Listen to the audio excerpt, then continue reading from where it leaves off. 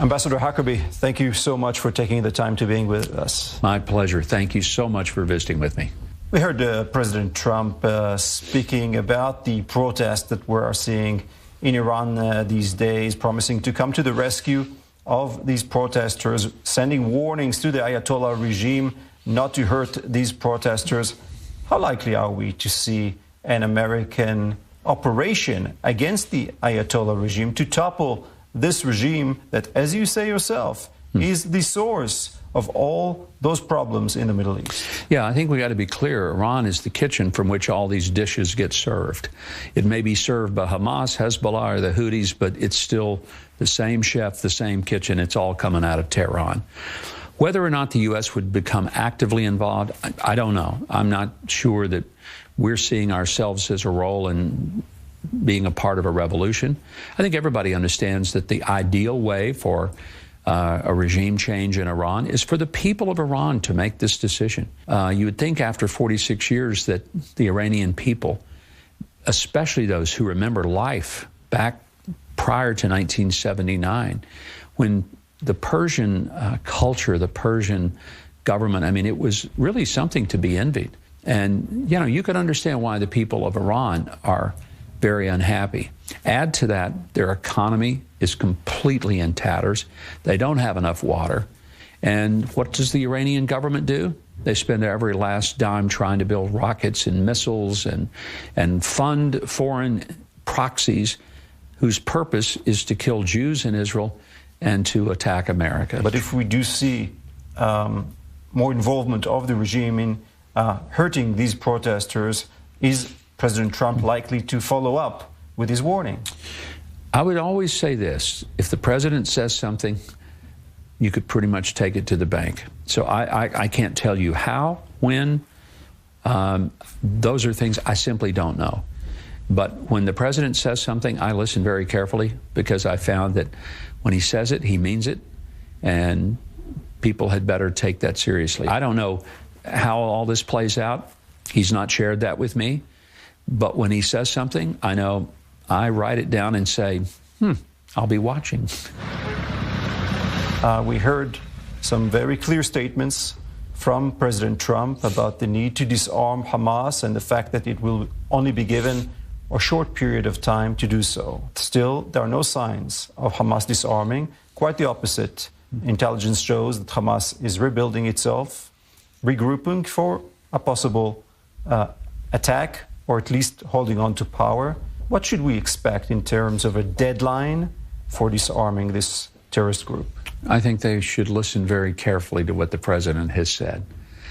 He's made it very clear. Hamas has no future there. He's never said anything except that. But they would do well to just look back to the recent history of what happened when Iran did not take the president seriously.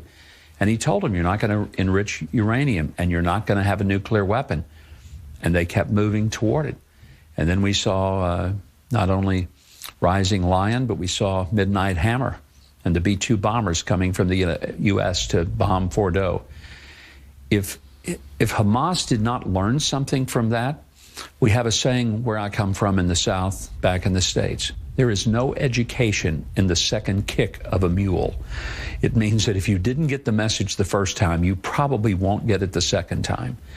Hamas could lay down their arms, they could get out of the country, or they can test President Trump's resolve.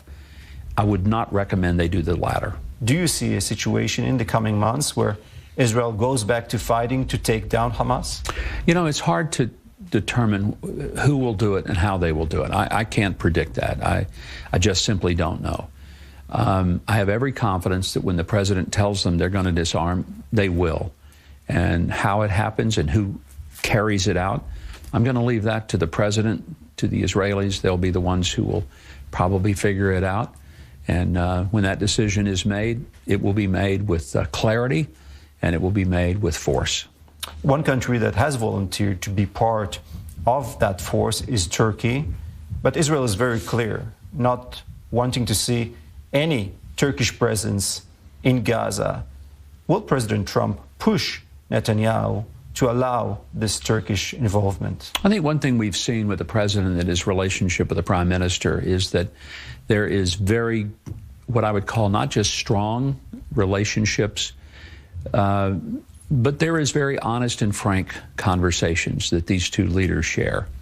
We saw that in every instance in which they've been together. I mean, look at the fact that the prime minister has been to the U.S. and had more visits with President Trump than any other world leader.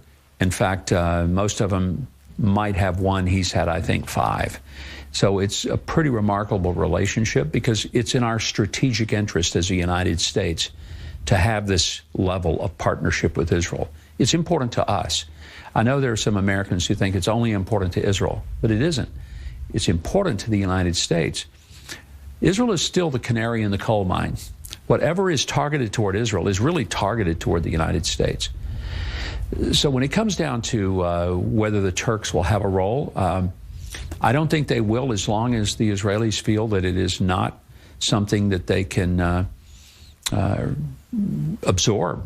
And I think the comments that Erdogan has made, some of which are very incendiary, are troubling for them. Could it be that there could be some resolution of this tension? I think Israel would love to see that. So it's possible Turkey could decide that normalization with Israel and tempering down the very inflammatory rhetoric is in their best interest. I hope they do. I think we all hope they do. We mentioned Turkey, and Turkey, like Qatar, is one of the countries that want to acquire F-35s from the U.S. That is obviously a major concern for Israel as well. How likely is the U.S. administration to keep Israel's military edge in the region when we hear President Trump saying he doesn't mind making these sales of the F-35s? You know, I know he's made the comments, but there's a couple of legal hurdles that would still have to be cleared. I don't foresee this happening anytime. I really don't. Partly because Turkey still has Russian equipment, which would be then a no-go for us being able to sell them F-35s. And the other is we still have the very definite agreement with Israel on quantitative military advantage. And that is a long-standing policy where we don't supply anyone anything that would take away Israel's what we would call quantitative military advantage, meaning that Israel is always going to have the freshest, the best, the most advanced technology that we have because, once again, it is in our best interest.